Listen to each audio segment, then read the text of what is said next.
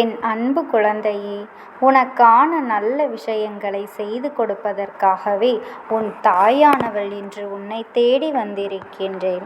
என் தங்க குழந்தையே, இன்று உன் அம்மா உனக்கு கொண்டு வந்திருக்கின்ற செய்தி மிக முக்கியமான செய்தி. என் தங்க குழந்தையே, இத்தனை நாட்களாக கண்ணீர் சிந்த வைத்தவர்களுக்கு ஒரு முடிவினை இன்று உன் அம்மா நான் கண்டுவிட்டேன். உன் எதிரியின் இல்லத்தில் நான் கண்ட காட்சியானது மிகவும் வியப்பாக இருந்தது. நான் எதற்காக முதலில் அங்கு சென்றேன், அங்கு என்ன நடந்தது என்பதனை எல்லாம் இந்த அம்மா உனக்கு தெளிவாக சொல்லிவிடுகின்றேன். அம்மா சொல்லி முடிக்கும் பொழுது இந்த செய்தியை உனக்கு நான் எதற்காக கொண்டு வந்திருக்கின்றேன் என்பதையெல்லாம் நீயாகவே புரிந்து கொள்வாய். என் செல்ல பிள்ளையே, முதலில் என் வாக்கினை கேட்பதற்கு முன்பாக ஒரு விஷயத்தை நீ தெளிவாக புரிந்து கொள்ள வேண்டும். என்ன தெரியுமா? எந்த விஷயமாக இருந்தாலும் அம்மா நான் காரணமில்லாமல் உன் வாழ்க்கையில் எதையுமே நடத்துவது கிடையாது. காரணம் இல்லாமல் எதையுமே நான் உன்னிடத்தில் சொல்வதும் கிடையாது. இந்த வாழ்க்கையில் நான் உனக்கு சொல்கின்ற விஷயங்களானது உன்னுடைய நன்மைக்கானது, உன்னுடைய வாழ்க்கைக்கானது என்பதனை நீயாகவே புரிந்து கொண்டு கேட்டால் நிச்சயமாக இந்த அம்மாவினுடைய அன்பினை நீயாக புரிந்து கொள்வாய். என் தங்கமே, உனக்கு கண்ணீர் வர வேண்டும், உன்னுடைய பலவீனம் என்னவென்று தெரிந்து கொண்டு உன்னோடு இருக்கின்றவர்களே அதிக அளவில் உன்னை காயப்படுத்தி கண்ணீர் சிந்த வைத்தார்கள் அல்லவா? என் தங்கமே, அவர்களுடைய வார்த்தைகள் ஒவ்வொன்றும் உன்னுடைய மனதை அதிக அளவில் வேதனைப்படுத்திவிட்டது. எதற்கெடுத்தாலும் என் பிள்ளைதானே, கண்ணீர்தானே உன் முன்னாடி எடுத்துக்கொண்டு வருகின்றது, இதுதான் உன்னுடைய பலவீனம் என்று அவர்கள் நன்றாக தெரிந்து வைத்திருக்கின்றார்கள் அல்லவா?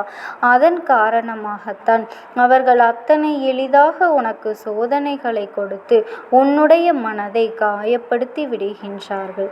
இனிமேலும் உனக்கு இது போன்ற காயங்களை தொடர்ந்து கொடுக்க வேண்டும் என்று துணிந்தும் நிற்கின்றார்கள். இதுவரை அவர்கள் கொடுத்த காயங்கள் எல்லாம் ஆறாத வடுவாக மனதிலே இருக்கும் பொழுது இன்னும் அவர்கள் மேலும் மேலும் உனக்கு துன்பத்தை கொடுக்க வேண்டும் என்று நினைப்பது மனிதாபிமானமற்ற செயல் அல்லவா? உன்னுடைய கண்ணீரை காண்பதுதானே அவர்களுக்கெல்லாம் மிகப்பெரிய மகிழ்ச்சியாக இருந்து வருகின்றது. உனக்கு ஆரம்பத்திலேயே மிகப்பெரிய நம்பிக்கையை கொடுத்து பழகியவர்கள்தான் இப்பொழுது மிகப்பெரிய துரோகங்களை எல்லாம் செய்துவிட்டு அங்கே சந்தோஷமாக இருந்து கொண்டிருக்கின்றார்கள். என் தங்கமே, உன்னிடத்தில் இருக்கும் பொழுது ஒரு பேச்சும் உன்னை பற்றி மற்றவர்களிடத்தில் பேசும் பொழுதும் வேறொரு பேச்சுமாக இவர்களின் நடவடிக்கைகள் எல்லாம் இருந்து கொண்டிருக்கின்றது.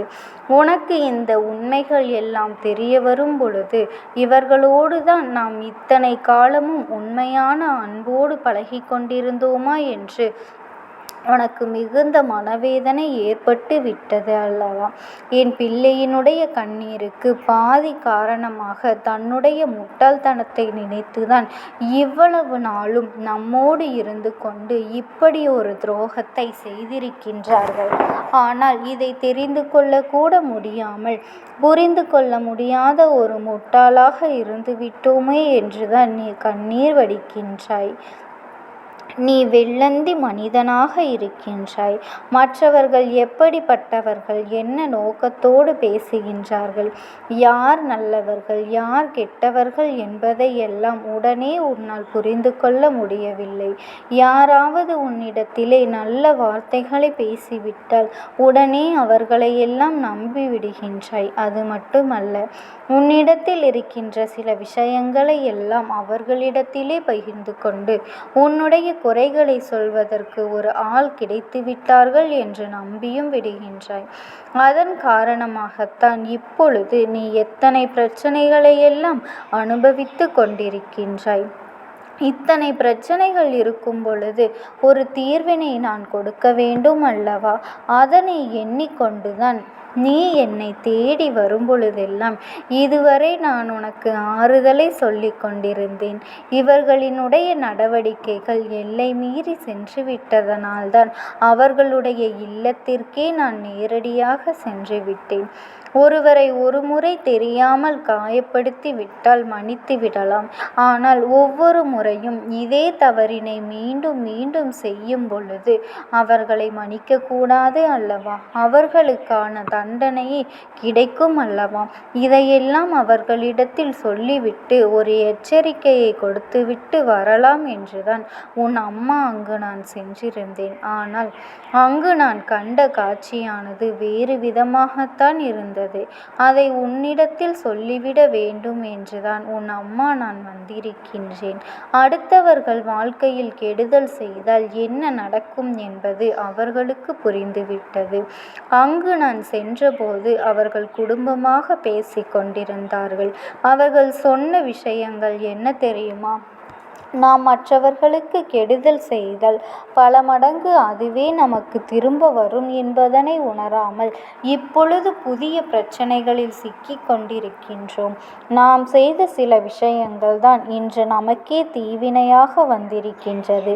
மற்றவர்கள் கண்ணீர் சிந்துவதை பார்த்து சந்தோஷப்பட்டதோடு மட்டுமல்லாமல் காயப்படுத்தி கொண்டே இருந்ததற்கு இப்பொழுது நம்முடைய வாழ்க்கையிலும் இதே ஒரு நிலைமை வந்துவிட்டது பார்த்தீர்களா?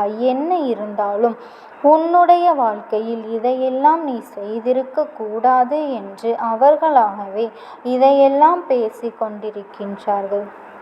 தனக்கு வந்த கஷ்டங்களையும் எண்ணி அங்கே மனவேதனைப்பட்டு கொண்டிருக்கின்றார்கள்.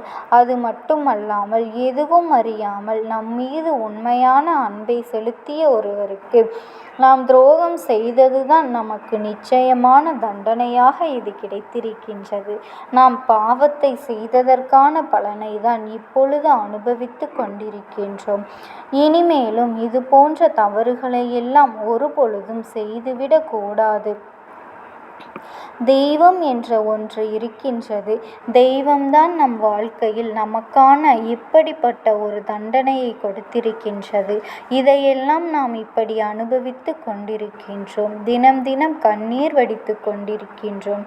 இந்த பாவத்தை நாம் எங்கே சென்று அழிப்பது என்று அவர்கள் பேசிக்கொண்டு இருக்கின்றார்கள். அது மட்டுமல்ல, உனக்கு அவர்கள் செய்த துரோகத்திற்கு உன்னிடத்தில் மன்னிப்பினை கேட்க வேண்டும் என்றும் அங்கே பேசிக் கொண்டிருக்கின்றார்கள். நானும் அங்கே அவர்களை பழிவாங்குவதற்கும் அவர்கள் செய்த தவறுக்கும் தண்டனையை கொடுப்பதற்கும் சென்றிருந்தேன். ஆனால் அதற்கு வழி இல்லாமல் அவர்களே மன்னிக்கும் ஒரு மனநிலையும் வந்துவிட்டது. அவர்களின் மனதிற்குள் மிகப்பெரிய ஒரு விருப்பத்தை கொண்டு வந்து விட்டார்கள். அது என்ன தெரியுமா? அவர்கள் செய்தது எத்தனை பெரிய தவறு என்பதனை புரிந்து கொள்ள தொடங்கிவிட்டார்கள். அதனால் என் தங்க குழந்தையே, இந்த தாயானவளினுடைய அன்பும் ஆசீர்வாதங்களும் உனக்கு என்றென்றைக்குமே முழுமையாக கிடைத்து கொண்டே இருக்கும். ஓம் சக்தி. ஓம் ஆதிபராசக்தி.